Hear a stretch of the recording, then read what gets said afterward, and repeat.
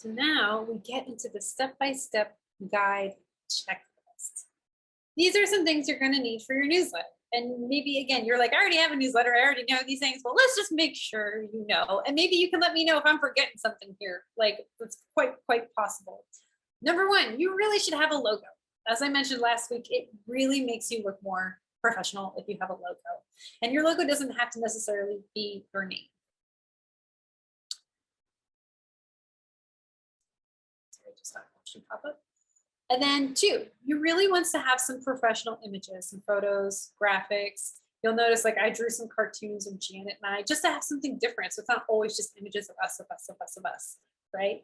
And for example, I was just talking to another artist that is with the Artist Relief Project. Is she here today?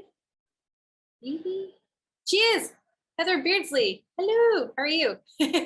Heather just got a bunch of great photographs of her working in France, working on some of her projects. And I told her, like, this is great, like hold on to these and figure out exactly when you're going to release them, like spread them out. Because the worst thing you can do is release them all at once. And then you're like, shoot, I have nothing else to give. So you want to try to spread out. And then it's helpful if you can try to get as much of your material ready at the beginning as possible. So when you go to do these things, it's sometimes just as easy as dragging and drop it. You might even already like have like for example, if you're going to be sharing resources with your audience, go ahead and decide what are the different resources I want to share and maybe focus on and feature each month. Like maybe you're doing book reviews and each month you pick a different book that you want to give a shout out to in your posts. That's cool. So sorry, I said in your newsletters, but this does apply to your social media posts as well. Like you can do the same. If you do a social media campaign, plan all that stuff ahead of time. So when the campaign starts, it's just, you're just dropping it. You're just dropping it into the Instagram feed or whatever. All right. So I really recommend, I already kind of said this before, but your text really should be accompanied by an image when you can. Now, if you're more of an author and you're maybe writing long blog posts, don't worry too much about having too many images, but I do think email is more text-based, but it is becoming increasingly more visual-based, and we are used to social media, so I do think when you can offer visuals, it's really, really nice. And again, it's really awesome if you can have at least one video every newsletter, if you can. Research, again, you're going to have to do some research about the content you want to share. If you're going to be launching on the 1st of every month, don't be on the day beforehand trying to find stuff to put on there, because again, it's like I said before, it's going to feel like you're just pulling content out of your ass just to have some content, and people aren't going to read it. It's not quality.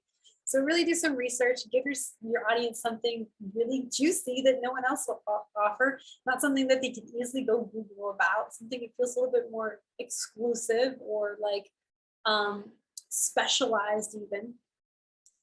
And then this is like something y'all will talk about next week in the class next week, but I really do suggest having at least 3 pieces of content in each newsletter, unless you're taking more of like a blog style or featuring maybe one long article.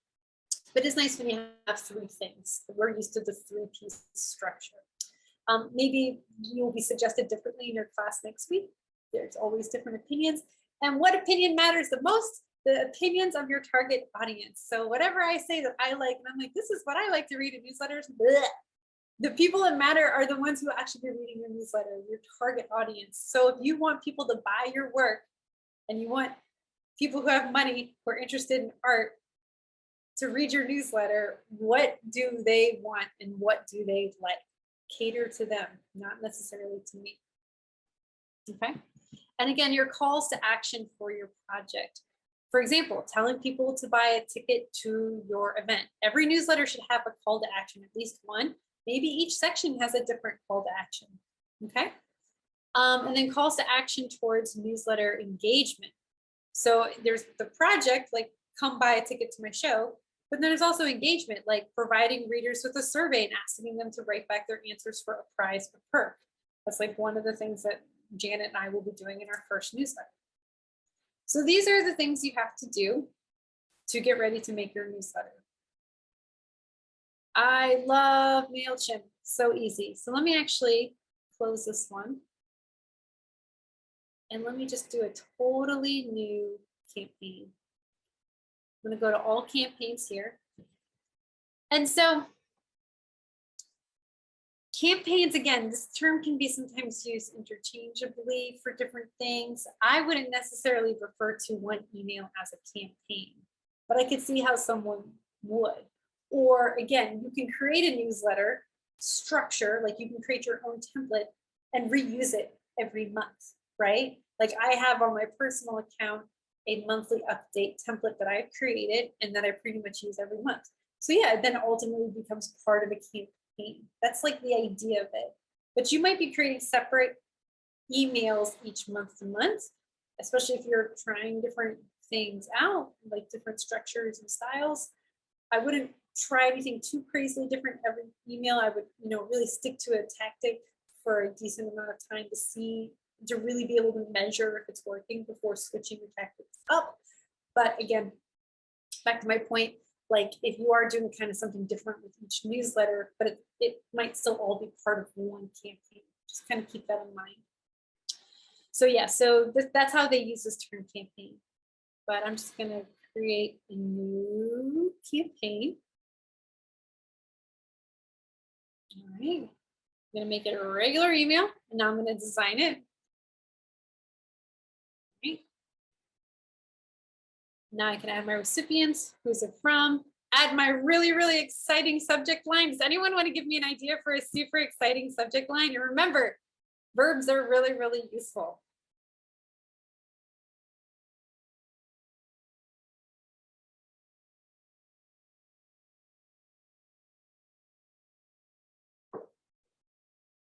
Here, I'll put a title in from my movie. Ready? There was a movie, my first film that I ever produced and directed was called Selling Knives to Jesus. Everyone's like, what?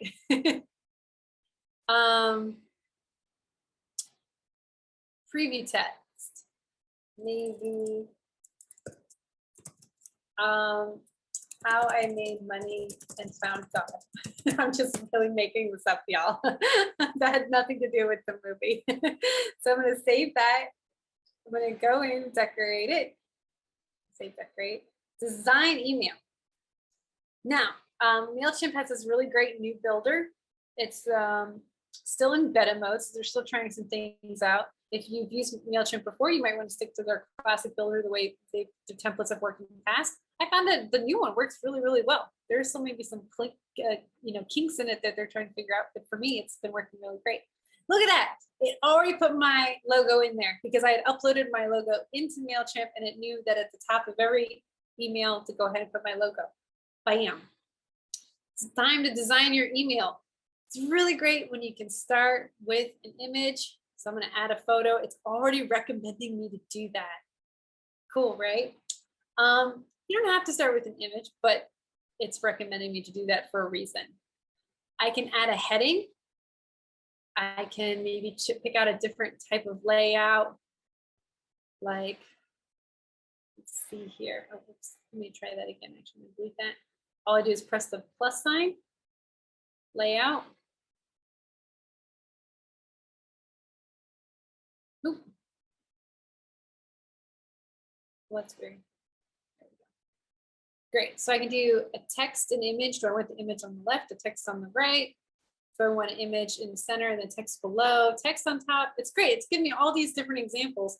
And what's nice about this is you might have thought like, oh, I want to do it a certain way. And then you look at the other examples and you're like, oh, well, I didn't think about it this way might work better. That's why I like this also. So I'm gonna do it like this, picture on the left, text on the right. I always recommend starting with that kind of template because we read left to right. So the same way you look at the cover of a book before you go into the text of the book, I think it's smart to start that way. And then you can kind of change it up a little bit. So let's see, I can add a paragraph. I can add spacer to help space out the text. If you took my website class that I taught back in the fall, I talked a lot about white space. And this is another reason why I like MailChimp's templates is because there's a lot of white space. Just think about like when we go to an art gallery, we like white space. It helps us, really be able to focus on the different art. If you have too many colors and crazy things happening and it's hard to read, then your readers are less likely to look at it. Also, just sometimes seems really unprofessional. People don't take you seriously. But for some people, it definitely is necessary. Like if you are doing more Gothic stuff, you want a black background with white text, like totally. Make sure you're going with the style of your work, all right? But again, it seems like most of you are pretty familiar with how to use MailChimp. So I'm not gonna spend a lot of time on all this.